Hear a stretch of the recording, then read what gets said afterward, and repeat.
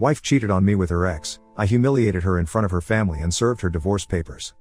I never expected that I would witness something like this in my own life, which I was used to hearing from different people or maybe on social media, but going through something like that in reality can shatter your world.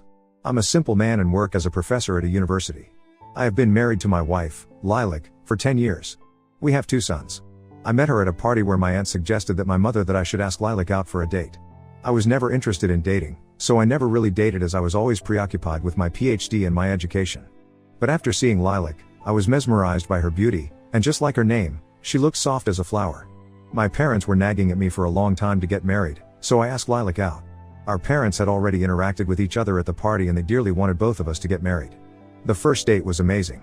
She was fun to be around, and she was doing dental at that time. We ended up dating for a year and we got married. Now it's been 10 years. Our daily lives were pretty much normal. She was a great mother and wife. I never felt any problem in my life after her arrival, and she took great care of me, but that was only the start, and I never knew that curiosity would take me to an unexpected turn after 10 years. Knowing about her past would have helped me detangle the knots that I never really tried to know. Things were going smoothly, and never in 10 years of marriage had I doubted her until 1 month ago, and on a random day, things turned very rough for both of us. Maybe it was me who was creating assumptions in my head, or maybe she was hiding something because I never had any sort of negative view of her before. It was one evening when she came back from her clinic at a very unusual time. I tried calling her, but she didn't respond to my calls. At first, I thought maybe she had a lot of patients today, so I called the receptionist at her clinic. She told me that Lilac didn't come to the clinic that day, which made me curious and tense. I was very anxious, thinking about what might have happened. I couldn't sleep at all. It was past midnight when she came inside, looking really tired. I was going to ask her why she took a leave today. Before I could even say a word, she walked past me and said she had lots of patients today and she wanted to sleep. After hearing her lie to my face and meanwhile knowing the truth, I just sat there on the couch anxiously, thinking about what could be the reason behind her lie, and that was something new. I was irritated and annoyed by this, but then I decided to try to sleep because it was already late and I had work tomorrow. I went inside the room and saw her wearing her office clothes with her legs hanging from the bed. I took her in my arms and laid her properly. What could have been worse than realizing your wife, who never touched alcohol in 10 years of marriage, reeked badly of alcohol? I covered her with a blanket and looked at her face. She was sleeping peacefully and unbothered. I wanted to avoid any kind of conversation in the morning, so I left for work early in the morning. I couldn't sleep at all because I kept thinking about it. I had to prepare question papers for my student's upcoming exam, so I thought waking her up in the morning would be a bad idea as it would lead to stress and arguments for both of us. I came back from work and saw her car in the parking lot. While petting my cat on the front porch, I saw Lilac through the window. She was texting someone, smiling and blushing. As soon as I went inside, she immediately put her phone aside and started helping our elder son, James, with his homework. She always hugged me and kissed me, and this time her smile faded after looking at me. She greeted me with a rough hello, which sounded uninteresting. It was very awkward to face such an unusual thing in just one day. Later in the evening, I asked her to bring me a warm cup of coffee. She had the cup of coffee in one hand and was texting someone with another, smiling. I looked over at her once and then looked away. But my second look saved our younger son Max from getting burned with the coffee on his head all while her mother was busy texting someone, God knows who. I shouted at Lilac for the first time in our 10 years of marriage for her carelessness. She kept apologizing, so I told her that I wanted to talk to her about a few things. I let the boys play video games for a while so we could have a proper conversation. Instead of asking where she was last night, knowing this might give her a hint, I asked her where her attention was and to whom she was talking on the phone. She looked at me apologetically, and as she was going to say something, her phone started buzzing. It happened 3 times, which made me very annoyed, and she apologized. She told me that she met an old friend the day before yesterday, and last night they both decided to catch up, so that's the reason behind her being late. She still didn't tell me that she was not in her clinic or about the alcohol thing. Agree over this or not, but hiding information does count as minor cheating. What is bothering me is that it is almost midnight now and I still see she's up online and chit-chatting on her phone. Update 1. It's been a month since the last update, as I have already mentioned before. I was preparing questions for my student's exam, so I was so busy with my schedule that I failed to make an update. On the same night, seeing her having a conversation with someone at 4 a.m. in the morning wasn't unusual, but the conversation that I overheard made me realize otherwise. I would like to quote it for you all to read. Nah, it wasn't a dream marriage of mine, he's boring and outdated, and I'm tired of the vanilla sex every time. God, I need spice in my life. Oh, you want to? Probably the reply to her wanting spice in her marriage. Was I really an outdated, boring person?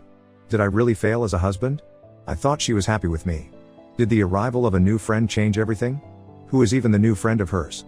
She always slept in my arms, sometimes bought me flowers, and treated me so well. I can't believe hearing all of that.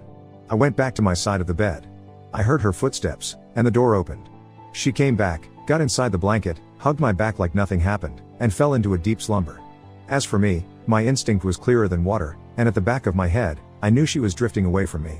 Honestly, after that night, I got suspicious of her and started following her. Everything went downhill, and it was worse than what I expected. If a person is capable of minor cheating, then eventually they have something big under their sleeves. I couldn't sleep at all, and my head was pounding pretty badly. After having breakfast, I told her that I could drop her off at the clinic. She didn't respond at first, and then she told me that she was going to meet James's teacher at the parents' meeting. It was amusing. Doesn't she know that the meeting was yesterday, and I already attended that, but I kept track of the lies she was feeding me. I didn't say a word and left for work. On my way to the office, I got a call from her clinic. The receptionist asked me why Lilac hadn't come to the clinic for 3 to 4 days. She was not even responding to the calls and texts properly. The patients had taken prior appointments, and when the doctor didn't turn up, they were very frustrated because they had their appointments on the respective days. One thing was leading me to another, and my doubts were getting clearer day by day. Instead of being a puppet, I decided to see it through my own eyes. I immediately completed my work and let my intern do the rest of it. I left my office and went to her clinic, knowing she wouldn't be there. I entered the clinic and called her. She didn't pick up my call but called me back after 2 minutes. I told her that I visited her, but she was not there. She couldn't say anything for a few seconds and then responded hesitantly that she was visiting an old patient who couldn't come to the office and had to describe the process of RCT. She was lying because when I asked the receptionist if there was any home visit appointment, she said no. I went back home, and both of my sons were silently studying. Our nanny takes care of James and Max. She was an old friend of my mother and was the most trusted person. I cooked dinner for them and finished assembling the papers so I could ask for a few days of leave and follow my wife. Things went as planned, and I decided to remain silent until and unless I gathered all the proof so I could properly defend my doubts. At the dinner table, I asked James about the meeting, and he asked me a question in return, asking what meeting I was talking about as we had already attended the parents' meeting. The look on Lilac's face was satisfying. She took a bite and said that she just wanted to talk to James's teacher about his progress. I put my spoon aside and looked at her. She asked me what was wrong. I took a sigh and asked if she saw the progress report I sent her over the phone. She apologized and told me that she had forgotten. I asked her how she could forget something so important while being on the phone all day. She irritably asked whether I was trying to say that she does nothing except be on the phone all day. I told her no, and she was taking it the wrong way. She stood up and was very angry with my statement and shouted at me, saying that I was being baseless and that it was me who never tried doing anything for the family. Her statement made me furious, but instead of blabbering everything out, I let her speak. I asked her what she meant by this, and there she said again that I was a boring person, and our marriage lost its spark. I laughed and told her thank you for taking the conversation the other way around to use it as a shield for her thoughts and feelings, and I continued eating my food. She left. Again, at the same time, she was on call, laughing and talking, but I didn't want to hear the conversation. I wanted to see it by myself and collect the evidence. I never checked her phone, and with such behavior, I knew she had a password. I waited till she finally fell asleep and took her phone. She did have the password. I tried many things, but it didn't open.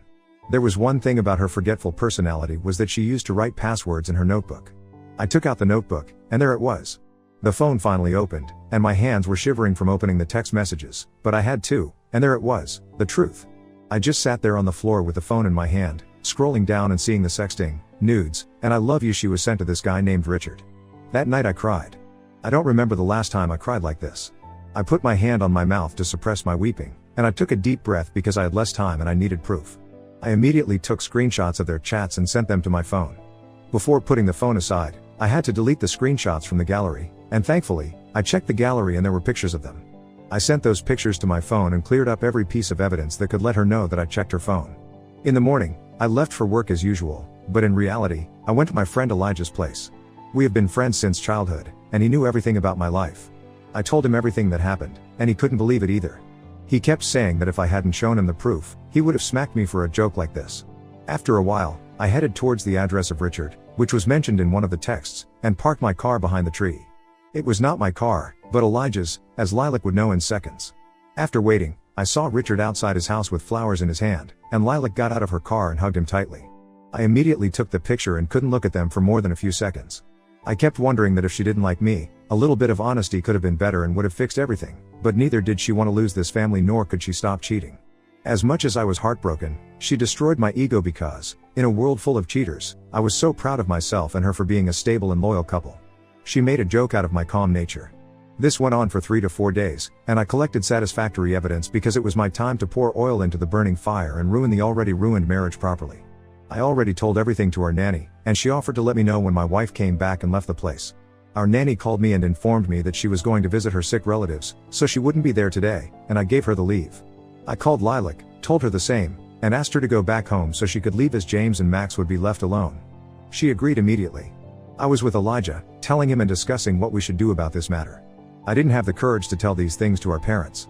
Suddenly I got a call from Lilac, where she was sobbing and saying that Max fell from the ladder and broke his arms, and she was taking him to the ER. My skin turned cold and anxiety took hold of me, and I panicked, not knowing what I should do now.